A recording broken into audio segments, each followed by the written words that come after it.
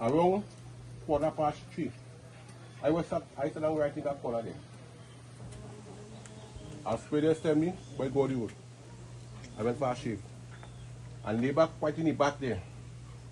Called me and said about a big explosion. But I said, where you see the back by you? I said, not by me.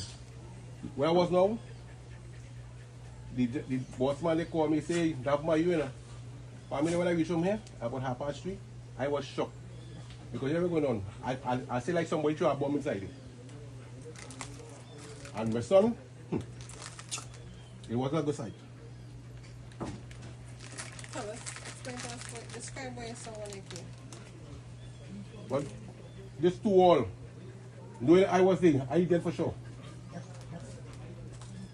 The walls broke down? What they? That potential light so the white in a recline that day. Look at TV ready, everything they smash up. Oh wait, sorry son.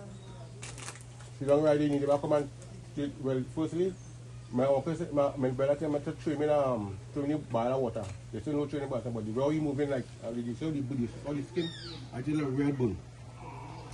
Bone like that.